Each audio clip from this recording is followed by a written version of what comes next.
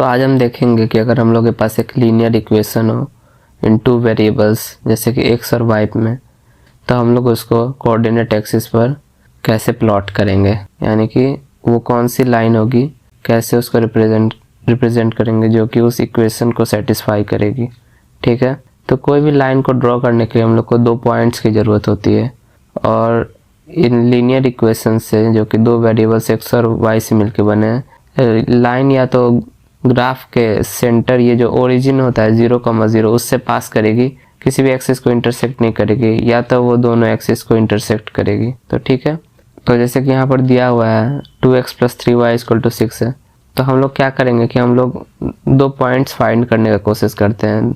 ये जो दो एक्सिस है एक्स और वाई एक्सिस, दोनों पर एक एक पॉइंट हम लोग फाइंड करने की कोशिश करते हैं। तो एक्स एक्सिस पर जो पॉइंट होगा उसका वाई कोऑर्डिनेट हमेशा 0 होगा, उसी तरह वाई एक्सिस पर जो पॉइंट होगा उसका एक्स कोऑर्डिनेट 0 होगा। तो जब हम लोग एक्स कोऑर्डिनेट को 0 कर रहे हैं, यानी कि हम लोग वाई एक्सिस पर पॉइंट निकालने की कोशिश कर रहे हैं। तो जैसे यहाँ पर लिखा है फाइंड पॉइंट 1 लेट x = 0, यानी वाई एक्सिस पर हम लोग पॉइंट निकालना चाह रहे हैं। x की वैल्यू हम लोग इस इक्वेशन 2x + 3y = 6 में डालेंगे, तो x की वैल्यू जब हम लोग 0 पुट करेंगे तो 3y = 6 हो जाएगा और y = 2 आ जाएगा। तो एक पॉइंट तो हम लोग को मिल गया 0,2। अब दूसरा पॉइंट हम लोग निकालेंगे x एक्सिस पर, यानी कि y की वैल्यू को हम लोग 0 पुट करेंगे। जब हम लोग y की वैल्यू को 0 पुट करेंगे तो 2x = 6, x = 3 आ जाएगा। ठीक है, ये पॉइंट हो गया x एक्सिस पर। ठीक है, अब ये जो दो पॉइंट्स हो गए इनको हम लोग आपस में मिला देंगे तो हम लोग को वो लाइन मिल जाएगी जो इस इक्वेशन को सेटिस्फाई करेगी। इसका ये मतलब हुआ कि उस लाइन पर आप कोई भी x कोऑर्डिनेट लीजिए, उसके कॉरस्पॉन्डिंग जो भी y कोऑर्डिनेट आएगा उन दोनों की वैल्यूज को आप पुट करिएगा तो इस इक्वेशन को सेटिस्फाई करेगा। ठीक है, जैसे कि आप 2 के लिए जो भी वैल्यू आएगी इस लाइन पर y कोऑर्डिनेट की, उसको आप इस इक्वेशन 2x + 3y = 6 में पुट करिएगा तो वो सेटिस्फाई करेगा। अब उसी को हम लोग अच्छे से देखेंगे कि ग्राफिंग वाया इंटरसेप्ट मेथड। ये इंटरसेप्ट मेथड आपने जस्ट अभी सीखा। इंटरसेप्ट होता क्या है? इंटरसेप्ट होता है कि उस एक्सिस पर कितना यूनिट का डिस्टेंस कवर हुआ। जैसे एक्स एक्सिस पर अगर कोई पॉइंट है जहाँ से ये लाइन इंटरसेक्ट करके पास कर रही है, जैसे कोई भी पॉइंट 4,0 कुछ भी, तो ये 4 यूनिट ही एक्स एक्सिस का इंटरसेप्ट हुआ। उसी तरह वाई एक्सिस का इंटरसेप्ट हुआ वो पॉइंट जहाँ से ये लाइन पास करती है, तो उस डिस्टेंस को उतनी दूरी तक को, जैसे 0,5 हुआ अगर वाई एक्सिस पे, तो 5 यूनिट इंटरसेप्ट हुआ। तो हम लोग जैसे दो यहाँ पर लीनियर इक्वेशन है 2x + 3y = 12 और x - y = 1, तो बारी बारी से एक एक करके हम लोग इनको प्लॉट करने की कोशिश करेंगे। तो पहले हम लोग लाइन 1 के लिए y इंटरसेप्ट निकालने की कोशिश करते हैं। y इंटरसेप्ट यानी क्या?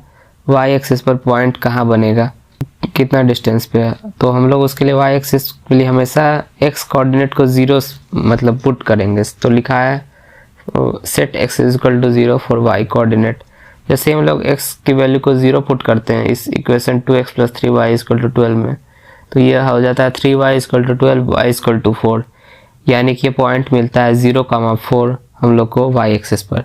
अब हम लोग y की वैल्यू को 0 पुट करेंगे, सेट y = 0। तो जब हम लोग y की वैल्यू को 0 पुट करेंगे तो इक्वेशन बनेगा 2x = 12, क्योंकि 3 × 0 हो गया, y कोऑर्डिनेट तो 0 है, तो 2x = 12, x = 6। तो 6,0 हम लोग को x एक्सिस पर एक दूसरा पॉइंट मिला और यहाँ पे x इंटरसेप्ट कितना हुआ 6। एनीवेज, तो ये पहले हम लोग पढ़ लिया है, उसी को अब इस तरह से हम लोग देख रहे हैं।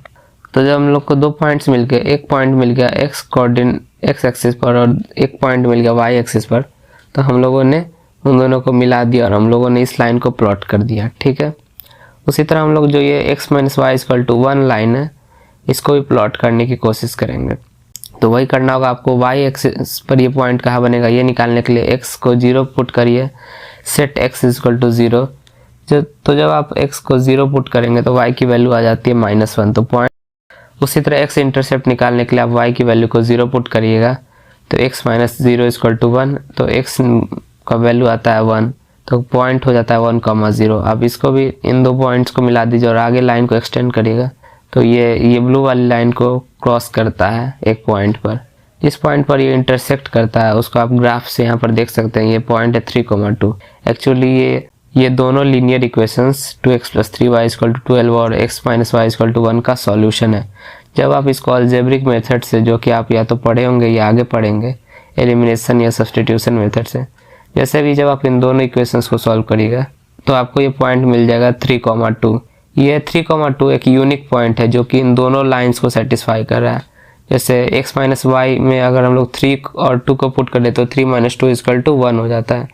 उसी तरह 3,2 को अगर हम लोग 2x + 3y में पुट करें तो 2 × 3 6 हो जाएगा और 3 × 2 6 हो जाएगा, जो कि 12 हो जाएगा मिलके, जो राइट साइड के 12 के इक्वल है।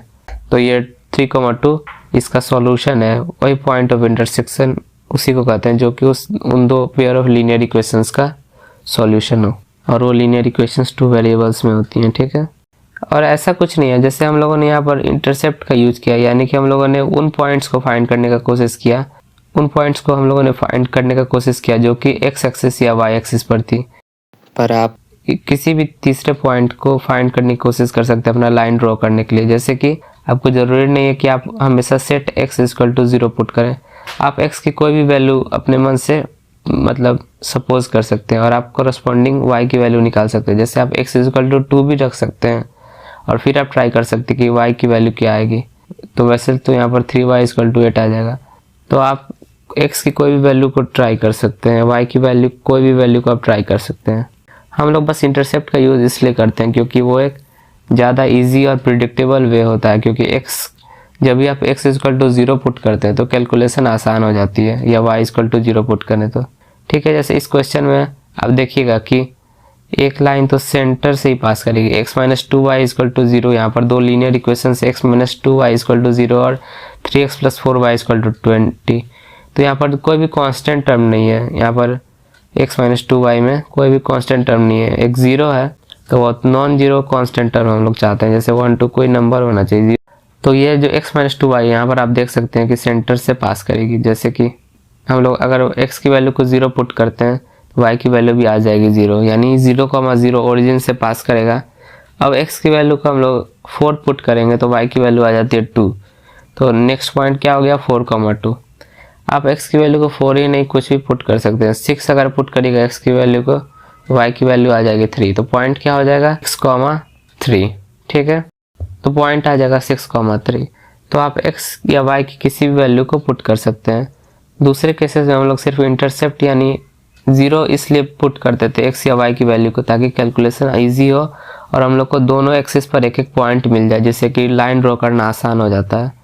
उसी तरह दूसरे लाइन के लिए जो कि 3x + 4y = 20 है, आप यहाँ पर देखेंगे कि हम लोग फिर इसमें भी हम लोग x की वैल्यू को 0 पुट करेंगे ताकि हम लोग को कोरस्पॉन्डिंग y कोऑर्डिनेट मिल जाए और y एक्सिस पर वो पॉइंट कहाँ है ये पता चल जाए। तो x का वैल्यू 0 पुट करते हैं तो y की वैल्यू आ जाती है हम लोग को 4y = 20, y = 5, यानी कि 0,5 पे ये पॉइंट है y एक्सिस पर, ठीक है। x की वैल्यू को जब हम लोग 4 पुट करते हैं तो y की वैल्यू आ जाती है 2, ठीक है। तो ये तो ऐसे आप देखेंगे पिछले इक्वेशन में भी ये एक्चुअली इंटरसेक्शन पॉइंट हो गया। पिछले इक्वेशन में भी जो लाइन बन रही थी वो भी 4,2 से पास हो रही है।